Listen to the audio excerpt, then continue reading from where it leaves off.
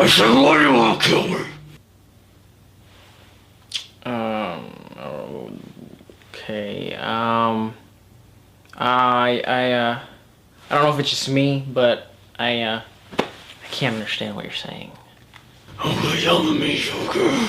Nope, still just guttural sounds to my ears. Don't lay down on me, Joker. Tell me where they are. Okay, we're obviously having some failure of communication. I'm not picking up words. Don't lay down on me, Joker. Okay, not gonna help the hitting. Where's Harry then? Look, I don't even know if that was a question or a declarative statement. What are you doing? I'm not joking. I really can't understand anything that you are saying. Nothing.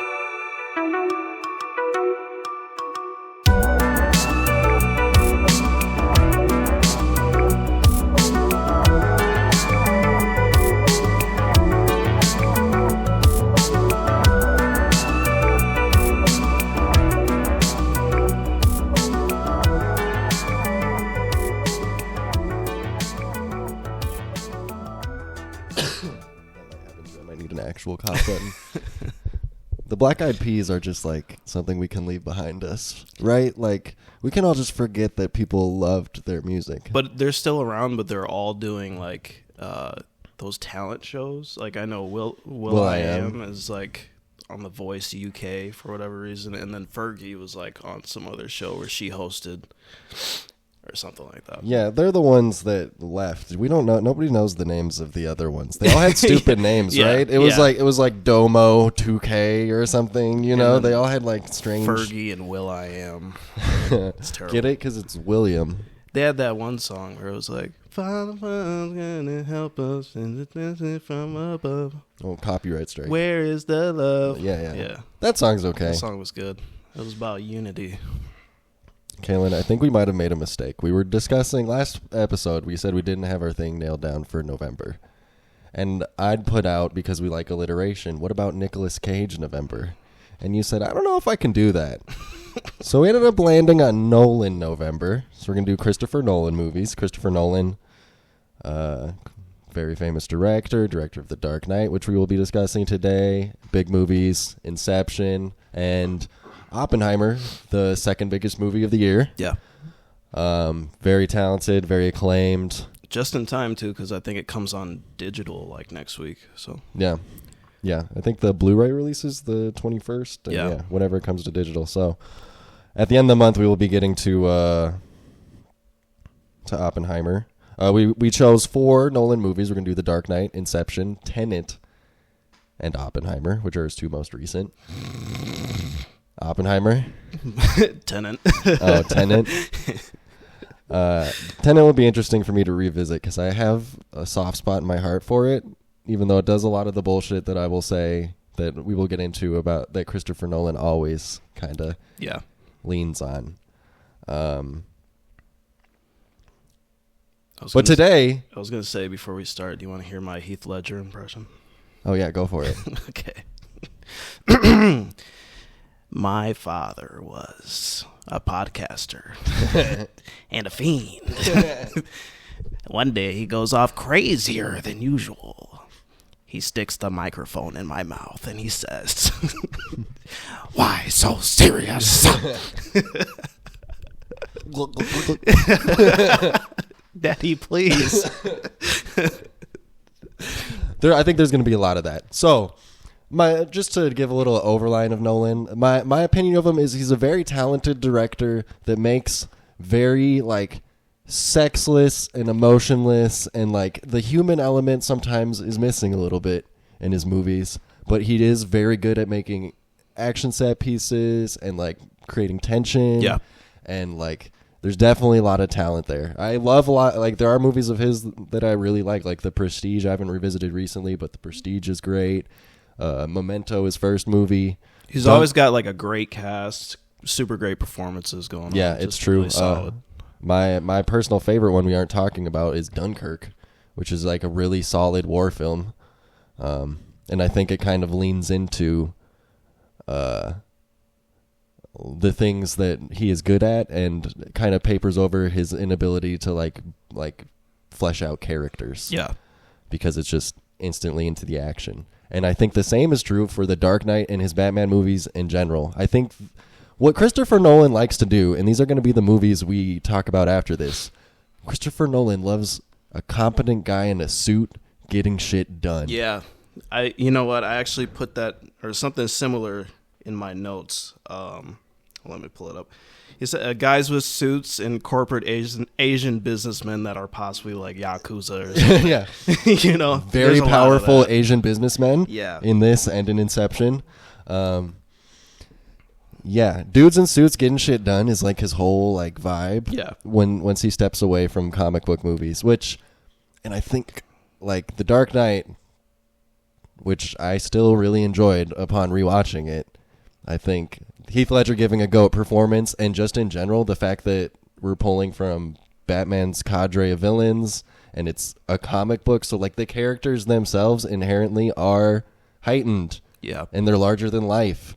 And it like just breathes a lot of life into these movies. But there's also that realism factor as well, where it's like not many superheroes take that route that Christopher Nolan does, at least in The Dark Knight and then The Dark Knight Rises. Yeah, because tonally, they're both very different from Batman Begins. Mm-hmm. I know Batman Begins kind of leans more into like the comic book style of like Gotham City.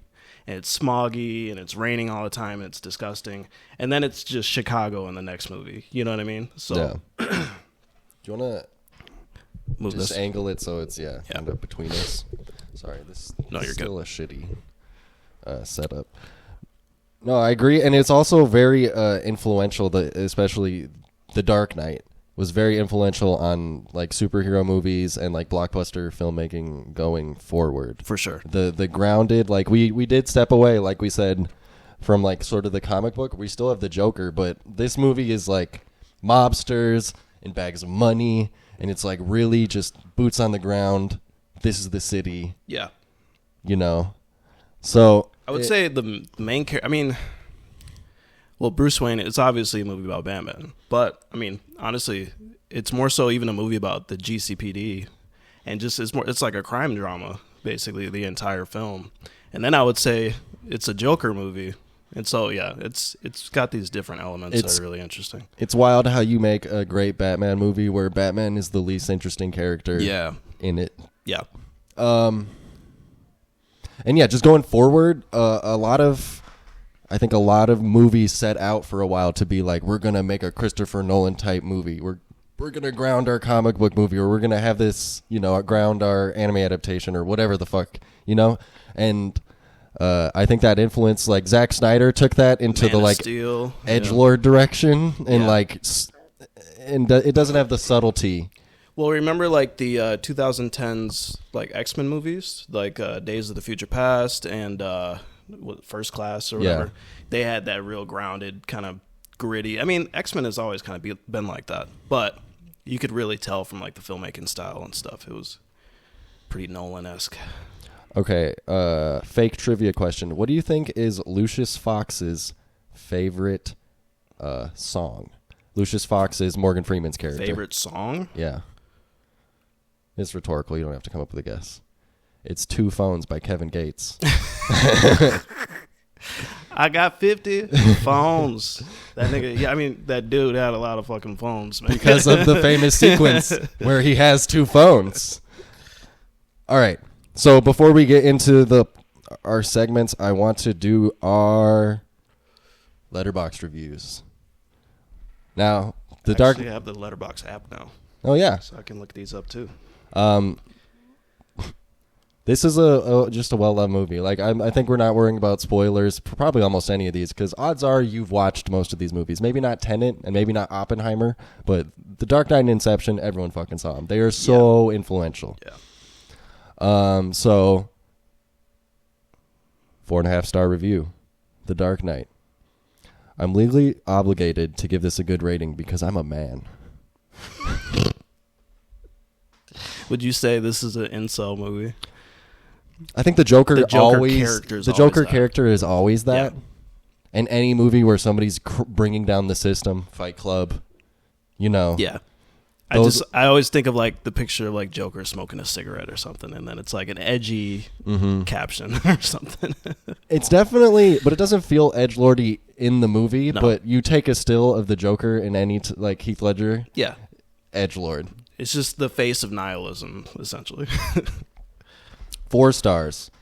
Michael Caine's best performance since Jaws 4: The Revenge. He was in that movie? I guess. Okay. This is the first time hearing that. Okay. 3 stars. He got the scars from society. Oh, we live in a society. And this was my favorite review. This is a 1/2-star review. This is a hatred review. Little baby movie for babies. Is this your favorite movie? I got news for you. You are a baby. Oh, wait, let me say that so you can understand. Goo goo gaga, you stupid idiot baby. He was very upset.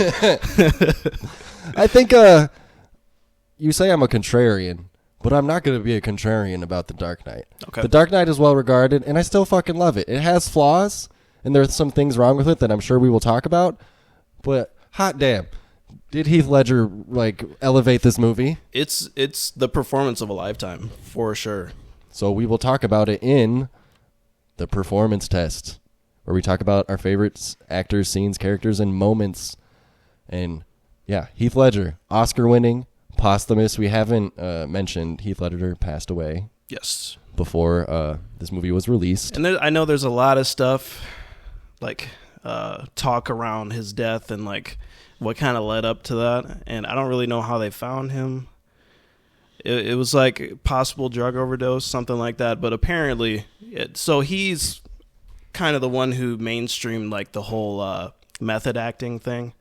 And a lot of people who played the Joker after Heath Ledger have tried to do this. I'm thinking notably Jared Leto, who his version of method acting was like sending dead mice to his co-stars and stuff, because he was like, I'm crazy and I'm woo, it's Also Christian Bale is very much that way too.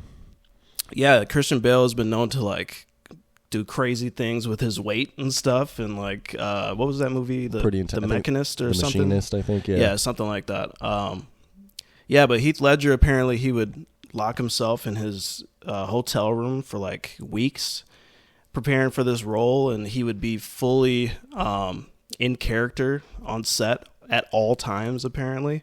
So it would make people like really uncomfortable to be around him and stuff, because I mean his character was just so gnarly. But yeah, there's a lot of scuttlebutt and rumors around his death. I think I don't know how true that is. A lot of that faded, I think, is kind of faded in time, and now we just kind of like, everybody knows the story that he passed away before it, and I think without that, it's kind of weird, and in a fucked up way, it was almost a marketing thing that happened before this movie, where there was a lot of hype around it, and like the trailers became more Joker centric. And I mean, it's the right decision, because he is the queen on the chessboard of this whole movie. Like, if this performance wasn't great, it would have fallen apart. It wouldn't have worked. Yeah. Michael Caine specifically said that he thought nobody would ever top Jack Nicholson's portrayal of the Joker from the original Batman, the Tim Burton Batman. And then he got on set with Heath Ledger, and he was like, I was wrong. Yeah. I haven't seen the Tim Burton Batman in years. No, not in a long time. It's a very different take. Oh, yeah, for sure. Very different. But yeah, Heath Ledger is just so electric in his performance. You're really captivated by everything he says, and he's got a lot of quotable lines, and I know it's kind of been memed over the years, but it's just such a memorable performance. It's literally a performance of a lifetime. And a lot of people after him have tried to like imitate that a little bit. I know Barry Keoghan is supposed to be the new Joker, and I don't know if you've seen that deleted scene of the Batman. I have. But his mannerisms are very Heath Ledger, and it's kind of like, I don't know, I'm just waiting for somebody to kind of do their own thing with the character again, but you never know. Well, this in an awful movie, the Suicide Squad version of the Joker is like a weird pimp. Yeah, with the word damage tattooed on his forehead. So, I mean, he did something different. It was terrible, but he did do something different. Yeah. Yeah, and I admire, I mean, he's great, but like I was saying with like the Rogues Gallery, like there's just all like Nolan movies aren't that quotable. This is so quotable. Yeah. There's so many great quotes from the villains. I mean, you either die a hero or you live long enough to see yourself become the villain. Michael Caine's Some Men Just Want to Watch the World Burn. Michael Caine's Shall I Fetch the Batmobile, sir? And the Batmobile. Master In Wayne. the day, Alfred? Not very subtle. The Lamborghini then. Much more subtle. Or my favorite, which is a new one. This one didn't stick with me the many times I've seen The Dark Knight before, but I think my favorite, let me just say words once. Favorite line reading of this whole movie when I watched it again is from the Chechen at the beginning when he goes, "My dogs are hungry." And then Scarecrow comes out and is like, "If you don't like what my drugs did for you."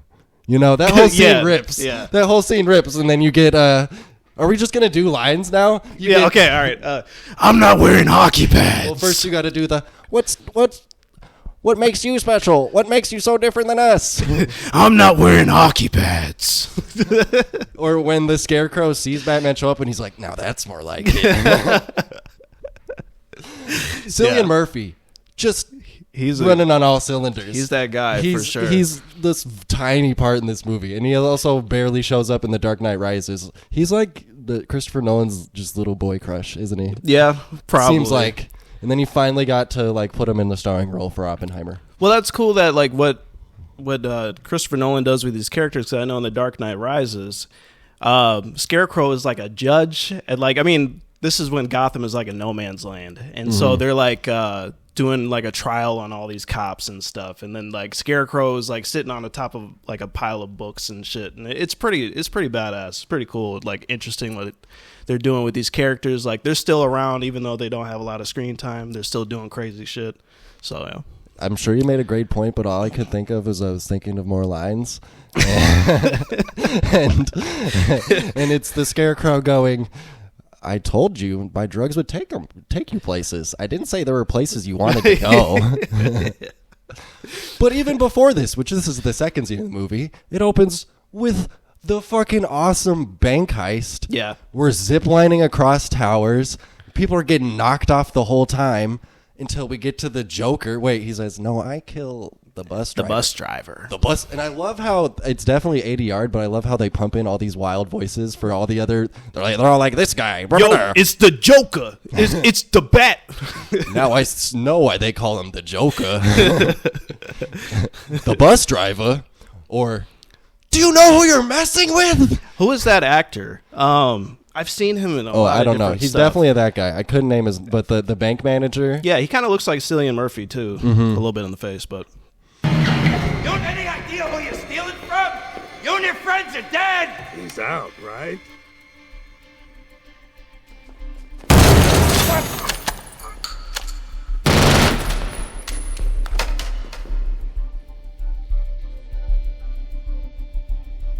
Where did you learn to count? They wired this thing up with like 5,000 volts. What kind of bank does that? A mob bank. I guess the Joker's as crazy as they say. Where's the alarm guy? Boss told me when the guy was done, I should take him out. One less share, right? Funny, he told me something similar. No, no! It's a lot of money. If this Joker guy was so smart, he'd have had us bring a bigger car. I'm betting the Joker told you to kill me as soon as we loaded the cash. No. I killed the bus driver. Bus driver? What bus driver? God, this movie rips. It does. It's fucking awesome. Some more performances. Commissioner Gordon. Gary Blanking on the name. Gary Oldman, fantastic actor. There's some lines that I've noticed. He's an Irish actor, so there's some lines in this where I can hear his like Irish accent coming out. Is it the one where they're on the roof where he says, I knew they were coming. Yeah. All that was left was marked bills. Yeah. It slips a little bit. No, Gary Oldman is awesome. Aaron Eckhart, who's kind of been lost to time, but his Harvey Dent, I think, is fucking wonderful. Yeah, one of the best characters in the movie for sure. Like Harvey, like man, Harvey Dent feels like what why am I blanking? Bruce Wayne should be. Yeah. Like the way he carries himself Yeah. as the commissioner is, you know, so confident and suave. And Christian Bale has some of that, but I think it's the American Psycho in him where you're just kind of like, what's up with this guy? Yeah, he's kind of a dickhead. I mean, I think that's the character of Bruce Wayne though too, which is funny because watching The Batman, Yeah. it's just two totally different characters as Bruce Wayne. Yeah. And I've seen a lot of people complaining like, man, we want that Bruce Wayne back, the suave playboy, I got two women on my arm kind of thing. Yeah. But whenever he does that, it's an act. Yeah. Because he doesn't actually enjoy all the trappings of his No. of his wealth. So, but I think Bruce Wayne in this movie is our Nolan character. He is the man in a suit, confident man in a suit, getting shit done. He doesn't literally wear a suit that often, but like that's his. When he does, he's throwing balls in the gallows. I'm thinking of like when he like finds that bullet and does some absolute magic to like get a fingerprint off a bullet that wasn't there. Yeah. But it's all done so like confidently, and his bat cave is this big, like it's not a cave, it's like an underground basement that's like lit by fluorescent lights. Yeah. Shit would give me a migraine. Yeah, it's a very different take. Morgan Freeman as Lucius Fox. Yeah. I mean, stellar. I mean, Morgan Freeman just doesn't miss. He's great in everything. He's a freak, man. Did we mention Michael Caine already? Michael Caine, no. No, I think we did. But Michael Caine rips. There's the. I mean, all the side characters. The Italian mobster. Yeah, they're all great. They're all fucking awesome. Yeah. Watching this again, I did definitely like appreciate just like. I mean, it's pretty flawless in most aspects, especially just like the cast and stuff. I mean, they just completely nailed it. It has so much life to it, which watching this back to back with Inception and in writing, so this is co-written by Jonathan and Christopher Nolan, which is common, and also David S. Goyer, who goes on to direct The Suicide Squad. And he does Fury, End of Watch. Brief editor's note, I am factually incorrect. I am confusing David Ayer and David S. Goyer. David Ayer is the man I'm speaking about. David Ayer is the man who directed End of Watch and Suicide Squad. David S. Goyer is mostly a screenwriter who's done stuff like The Dark Knight, Batman Begins, the Blade trilogy. So he's a man that they often bring to punch up scripts that involve our favorite comic book friends. Okay. So he's got the like kind of, I think that's where they get a lot of that angle, the like boots on the ground, the sort of like griminess of it. And I just feel like Christopher Nolan really needs a co-writer to like make the characters come to life, because otherwise they just become men in suits doing things. He's much like George Lucas in that aspect. Yeah. It's like poetry. It rhymes. Everything comes back to Star Wars. Unfortunately. Unfortunately.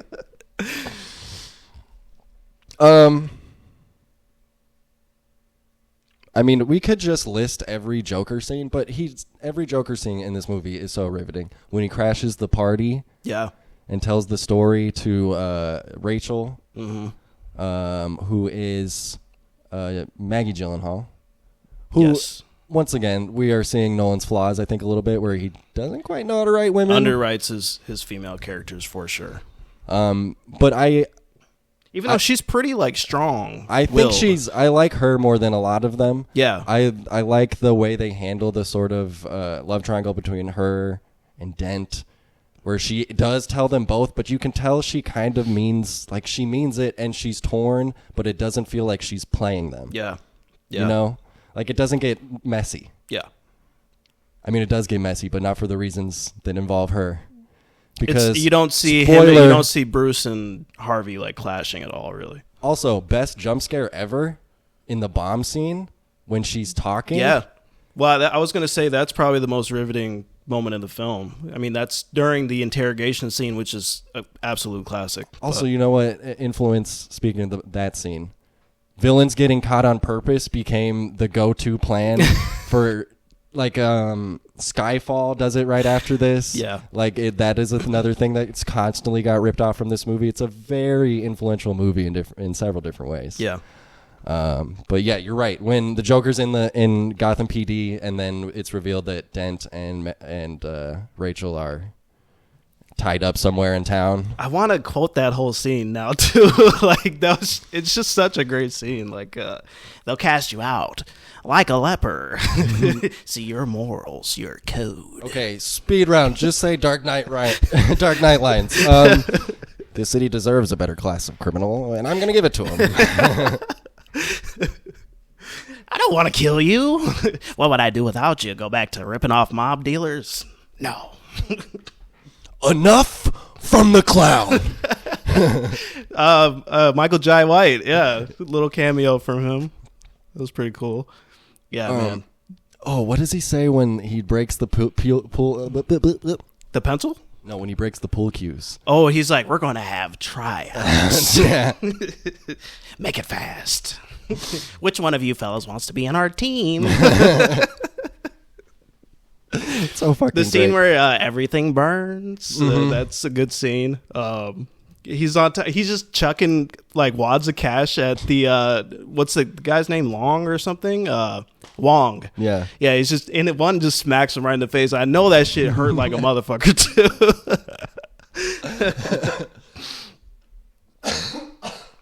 Yeah, man, I could go all day, but for the sake of the podcast, let's move on. I was just trying to think of a good Two-Face one. Oh, I love okay, so speaking of scenes, some of the third act doesn't work for me. I'm talking about the two boats and like the actual fight at the end. We can get more into that later. It's a little wonky. But I do love the scene where Dent has kidnapped the family of Gary Oldman. Yeah. And when he's going like, you took what was most precious to me, so I'm gonna take what's most precious to you. And he puts the gun to the wife's head, and he's like, no. And then the daughter's head, and he's like, no. And then the son, and he's like, Jesus Christ, take your hands off my fucking son. Yeah. And then he's like, yep, that's the one. Like that is great fucking writing, and just it's an amazing and then we end with, because he's the hero that Gotham deserves. The Dark Knight. He said the line. Dude, that ending is like gives me fucking goosebumps. Just when Batman's riding around or like getting chased by the police and stuff. Great fucking ending. Rips. Yeah, man, the movie is a fucking banger. Okay. Let's move on to It's an Art. It's an Art Bros, where we talk about the aspects of the filmmaking process. We're talking sets, effects, lighting. What's this? It's an art project. Okay, I like it. Picasso. Yeah, that way. Soundtrack, Hans Zimmer coming in strong. Yeah, that's Inception. Yeah. But Same this type one of is Yeah. that's the Call of Duty thing now, or Battlefield. Yeah. I want to say that's like, it sounds like every fucking war game ever. I want to take a bit to talk about just the set pieces, because some of these set pieces are incredible, and they're all practical, it's crazy. I mean, I'm thinking, number one, the bank heist scene when they're rappelling from one building to another, that's all practical. I'm thinking one of the best car chases I've ever seen, when Joker is in the semi and then Batman's chasing with the bat bike or whatever that's called. Remember when the little boys are playing guns in the front seat? And then the cars start blowing up. That's also a trope that happens a lot. I remember that happened in Transformers as well. Because, two boys sitting alone in a car, what are you going to do? Play guns. I was more worried. I was like, why are these kids in the car by themselves? Please. This is like a dirty alley. Crack a window for them, please. They're like living under a bridge. Yeah, just some amazing set pieces. And Christopher Nolan is kind of known for this. I mean, he's just a master of action sequences, but also I have some nitpicks about his action sequences too that I can talk a little bit more about let the hate flow through. But Dark Knight Rises, great scene with the airplane. That's also all practical. Just amazing amazing. He's really work. minimal with the CGI effects, which makes the movies age well. He really like the truck flip where it goes sticks to stem or whatever you call it, like nose first. Yeah. That's just one of those things when you saw it in the theaters, your spine tingles and you're like, fuck. You know, I had a teacher, I think I was in the 5th grade, because this movie came out in 2008. 5th or 6th grade. She told me that she was in Chicago when they were filming one of those action scenes, and she got to see like an ambulance go into the river and stuff, and that's pretty sick. So I was pretty envious of that, but yeah. Shout out to the... Whatever, to them, but also to the GCPD driver that just is reacting to his Joker gets more and more arms. He's like, is that a grenade launcher? Is that a bazooka? That scene is awesome. Well, we forgot the most iconic scene. Hit me! Come on, hit me! It's... We're just gushing about this at this point. Like, no, and I think I love how Wally Pfister is the cinematographer, and he shoots a lot of his movies. He ends up winning an Academy Award for Inception, actually. But I love how the style kind of changes because, like, it's not a very... They don't use handheld camera a lot, but when Joker crashes the party, it's right in your face. Yeah. And the camera's right with you, and there's that little sound in the background. And it's just a wonderful choice to, like... All of a sudden, like, because chaos is here, like, all of a sudden the camera's chaotic. Yeah. You know? Yeah. It's great. And I also love, like, I think Nolan's superpower is actually editing and the way he loves to cross-cut between multiple scenes and multiple things happening. Inception is him literally just being like, watch me cross-cut all these action scenes at once. Yeah. Check me out. Yeah. And he's really a master at doing that and keeping it coherent for the most part. I think you kind of disagree, but there are... I think the final action scene is the worst. The high-rise action scene? Yeah, the high-rise action scene is the one that gets the most. We're like, what is the geography of this happening? Yeah. But for the most part, it's really well like tracked and staged that you never it's really funny, get lost. that was the most Batman scene in the movie. Mm-hmm. And again, we're going back to like all the Batman stuff just doesn't really work in this. I guess like, from that aspect, should we move on to let the hate flow through? Unless we have anything else to say about. No, I was just gonna say but I guess the one final thing I'm gonna say on the like editing portion is he does it a lot, and there's like multiple sequences, like the Harvey Dent with Rachel and Joker and Gotham PD, like we're cross-cutting between what's happening in the PD, or another great line. Boss said he was gonna put it in my insides and turn it into pretty lights. Like Christmas! And he does it again during the hospital burning money, like snitch scene. Like we're going back and forth. He's just a wonderful editor. Although I'm like, maybe this movie could have been about 15 minutes shorter. Like the through line of the plot, if we actually were to lay it out, doesn't make a lot of sense. And sometimes it seems like there's extra things that didn't need to be there. Yeah. But then you like, when you talk about it from scene to scene, you're like, almost all these scenes are fucking awesome. So I don't know what to cut out. Well, I know some of the Two-Face scenes seem kind of thrown in. I'm thinking of the scene where Two-Face goes into the bar and caps that one cop, the crooked cop or whatever. I get it's kind of like you have to go on this revenge arc with Two-Face because of the shit that happened when he was Harvey Dent. And then the scene where he's in the car with the mobster and then he shoots the driver and the car flips. And I was like, that wasn't really smart on his part because he probably could have died horribly in that car accident. But I mean, it's lit when he's like, when he flips the coin again, he's like, who was that for? Your driver. Your driver. That's also a great quote. Yeah. I want to say one of my favorite shots in the movie is when the Joker escapes from the precinct and he's hanging his head outside of the police car window, and it's just so chaotic. And going back to just the essence of that character is just chaos, and he revels in it. It's just so awesome, man. So, fuck yeah. Actually, remember we have to do. Hey, what are you trying to say? You're right. You know, I'm just wondering about the color. It seems kind of dark. I wonder if I could have a lighter color, maybe a light blue or something. Oh, so what are you saying? You saying I don't know colors? I don't know anything about suits? What, I just came off the street, I was some unemployed guy begging for money on the corner, and they threw me in here to try to fit people? You don't think I know anything about suits? Oh, no, let's go that color? Is that what you're saying? You think the dark then? Yeah, I think the dark. Okay. All right. Well, go with the dark. Which, I guess this movie, which has a big morality play at the end, where we literally have, like, the trolley problem, where it's like, there's this boat full of prisoners, there's a boat full of Gotham residents, civilians, they each have bombs and a button. If you press the button and blow up the other boat, you survive.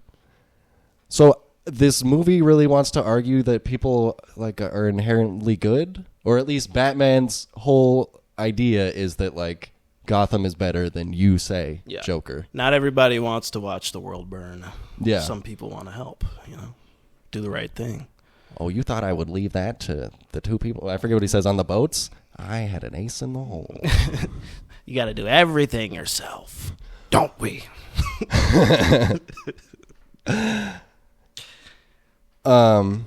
Because Joker's whole plan is to tear down our shining white knight in armor. If he can't do it to Batman, he's going to do it to Harvey Dent, the police commissioner. You're going to try to assassinate the police commissioner? Buy American. Buy American? You remember that? No. When he tries to shoot him with that plastic pistol and he disassembles it. And Oh, he's in like, the court. Yeah, okay. Yeah. Fucking sick. I thought originally he was going to get the acid thrown on his face because that's what happens in the comic books, and that's how he becomes Two-Face. Are He's you in even court. bros if you can't just say Dark Knight lines to each other? No, you're not. It's so funny because we used to do this, like we used to carpool in middle school, high school, or whatever, and we used to just be in the back quoting Joker lines to each other. How many times do you think you've seen this movie? Probably like 20. Yeah, I don't know, I would say the same. amount. Yeah, it's pretty crazy. And also the other one in Hey, What You're Trying to Say is it's okay to turn everyone's cell phone cameras into Super Sleuth Megavision if you're Batman. Yeah, invade everybody's privacy. This is very like it seems like they're trying to comment on the Patriot Act, where post 9/11 they signed over a bunch of rights to basically CIA, FBI, they can snoop your calls. I mean, rightfully so when you got motherfuckers like Joker running around blowing up hospitals. It's just a little like overcomplicated and kind of a stupid gimmick. Yeah. Like Batman doesn't need to have this this Deus Ex Machina, like this machine that just literally lets him see everything in the entire town. Well, it's funny because it's like literally Batvision from the Arkham games. Yeah. Well, that's how they use it. And then I'm also like, it's not that dark. Can't you just like? I mean, I get. Can't you just see that guy? But you have to have Batman doing Batman stuff. Yeah.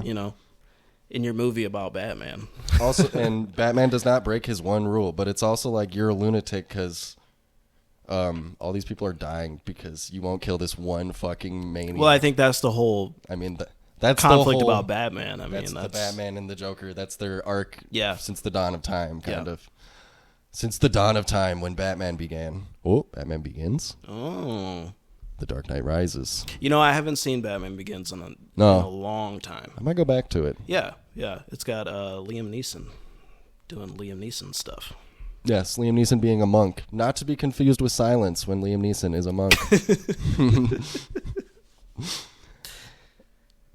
Okay. Shall I move along to let the hate flow through you?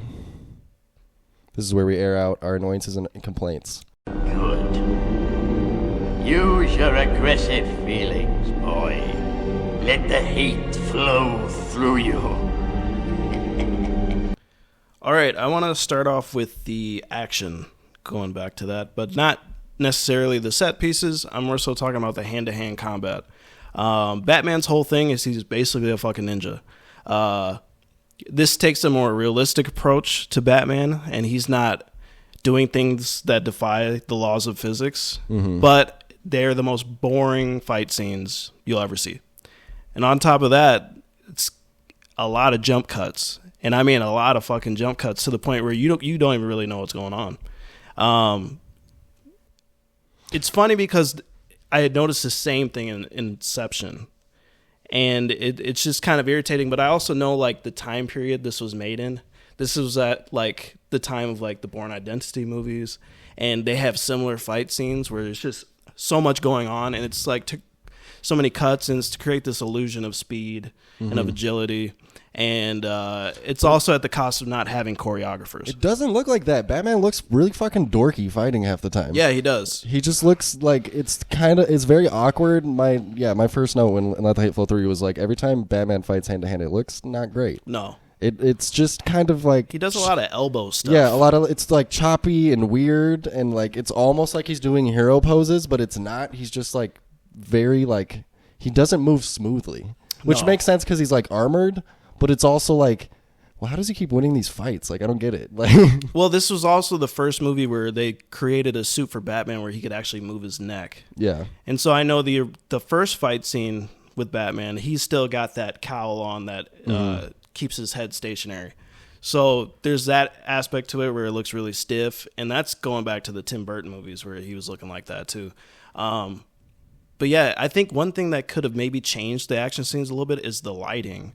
Batman is known for the shadows, and he's always creeping in the dark. If the lighting was a little bit more moody, I think it could have served the action scenes better. I'm thinking particularly the scene where Batman like infiltrates a nightclub to go confront whatever mob boss, Falcone or something, which is a scene that was straight like ripped off in the Batman. It's literally the same fucking scene, but I think that fight scene looked a little better because it was shrouded in darkness and then these pulsating lights. So it was kind of almost hiding the jump cuts and stuff. So I do love in the scene how he's just chilling and then he just watches dudes like tumble over the barrier and he's like, "What?" Well, he's talking to some chick that he's with. What makes you think I want to hear you talk? And then bottles are getting thrown. Yeah. I mean, yeah, it's just it's weird that again we love this movie. It's great, but somehow all the Batman parts don't work quite right. Anytime he's actually having to do the Batman things, I also wanted him to be a little bit more of like the Shadow, where he's like snatching dudes and they disappear, and it's like which was what he was doing in Batman Begins. Yeah, it was a lot more mind games. Yeah. But in this one, he's kind of just flailing wildly a lot, it seems. And it just doesn't look like cool or great. And some of it's the way it's shot, and some of it is just like, it doesn't seem like that imaginative. No. It's like really blunt. Yeah. And it's like, all right. Well, I think that was a problem with Dark Knight Rises, too, because Batman in that movie, it was all broad day. He was just out in complete daylight, and he just looks like a goofball. He looks like one of those, like, the real life superheroes that walk around Seattle or whatever, and they're just like helping ladies with their cats and stuff. You know, he kind of looked like that. But I already said a little bit about it, but the boat sequence is just kind of like too obvious and kind of lame. I do like it's kind of well handled, but it just feels like this is such a basic morality play. Like we could have done it a little differently, and you needed Debo to like save the day. You know? Yeah. Yeah. Although I do love every line reading from like an extra that has like one or two lines. They're all great. Yeah. They really are. They really are. Yep. Yeah. I think other than that, I mean, it's just not too much to say. And that is the trouble with the Joker because he's not a physical presence. So like, what do you do for these action scenes? Yeah. Especially when the like final confrontation and you like 6 dogs on him and it only stops him for like 10 seconds and he throws a dog down like 80 stories. And then he's able to pin Batman down. Yeah, suddenly. Yeah, with like a steel bar or something. I don't know. It's like fine. It's just a little like, why is this so whack? And when everything else is so great. Okay. And yes, since Batman murdered one dog, I feel like fuck your rule. Yeah, I know. He's fine with murdering animals, I guess. PETA's after the Batman. I mean, I suppose. So, we're going to go to our final question. Is this a perfect movie? You lost a baby brother. Perfect in every way. I had a baby brother. I had a little baby brother. And he was perfect. Perfect in every way. I would say yes. Yes. As much as we've been gushing about it, yes. Which is interesting because I think it is a flawed movie. Like we said, Batman isn't like, how do you make a perfect movie that's a Batman movie and a lot of the Batman part doesn't work? Yeah. How did you do that? But it's an all-time performance from Heath Ledger. It's a great array of characters surrounding this Batman. Aaron Eckhart's great. I like Maggie Gyllenhaal in her role, like we named all in the performance test. And it's not flawless. No. But it is a perfect movie. It gets your adrenaline pumping, too, in some scenes. And it's just like, this is one of those where I can keep... I mean, again, I've watched this, like you were saying, like 20 times. I can keep going back to this movie. It's timeless in that aspect, so... It's just so very watchable. Yeah. And you can catch it at any moment. Like, there's this podcast called The Rewatchables, and it's all about the concept of, like, these movies that are... Yeah. You can always return to.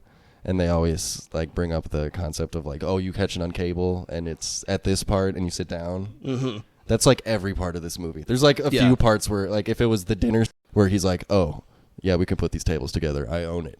Yeah. I could probably skip that scene. There's like 4 scenes I could skip. But otherwise, there's some great lines in that scene, though. Yeah, I mean, that's where we get the you either live long enough to see yourself become the villain, or either die a hero or live long enough to see yourself become the villain. I mean, that's where they are literally talking out like the mantra of this movie. Yeah. But there's it's all great scenes. While it doesn't congeal fully into a perfect, well, it is a perfect movie, but it does not congeal perfectly. It's just an array of amazing scenes. Yeah. Yeah. I could maybe skip, like, we didn't need to go to Hong Kong. We did that to sell this movie in China. Yeah, I forgot about that one. Nolan likes a plane stunt. He was like, what can I do that's sick with the plane? Zip line. It was pretty awesome scene to see Batman gliding between the skyscrapers, though. It was pretty cool. Yeah. I mean, it's worth the stay and the 2 phones. I love how we're like, we'll say something a little nitpicky about a scene with them, like, man, but I love that. I love that part where this happens. Like, yeah. One more Heath Ledger line. Starting tonight, people will die. I'm a man of my word. That was the scene where he's got the hand cam and he's like doing the snuff film on that guy or whatever. Yeah. Why do you dress like him, though? I love the way that in the pencil scene, I'm going to show you a magic trick. Ta-da! But the way when he reveals his coat is loaded with grenades and he just keeps jangling the little string as he backs out of the room. He kicks the door open. Yeah. Great exit. I would love if I ever make a video of this. That's how we end the video. That's just the Joker kicking his way out. Just complete silence. Cut to credits. Dangling. So yeah. This is the one that rips. Yeah, it's one of those movies where it's just like, yeah, this is the one right here. And I think it's because the collaborators that Nolan got to work with that is why it keeps. And you get lightning in a bottle sometimes. Like not. I don't think Christopher Nolan coaxed this performance out of Heath Ledger. He just came to play. Well, it's funny because.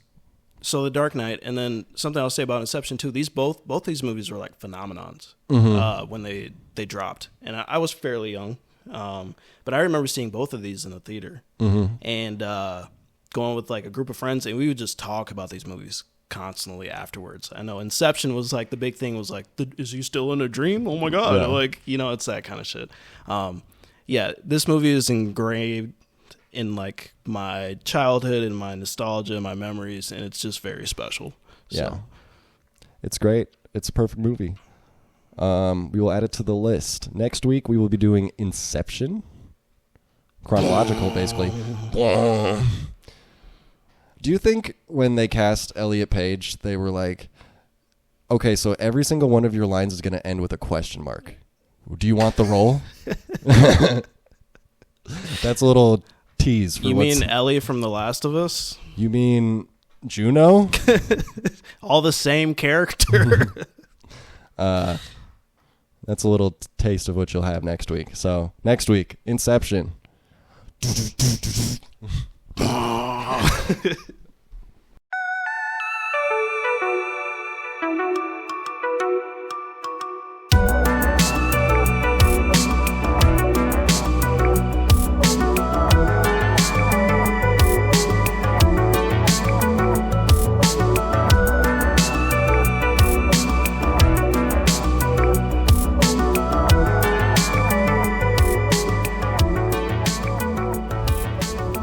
Let's wind the clocks back a year. These cops and lawyers wouldn't dare cross any of you. I mean, what happened? Your balls drop off? You see, a guy like me... Freak. A guy like me... Look, listen. I know why you choose to have your little group therapy sessions in broad daylight. I know why you're afraid to go out at night. The Batman. You see, Batman has shown Gotham your true colors, unfortunately. Dent, he's just the beginning. And as for the television's so-called plan, Batman has no jurisdiction. He'll find him and make him squeal. I know the squealers when I see them. And... What do you propose?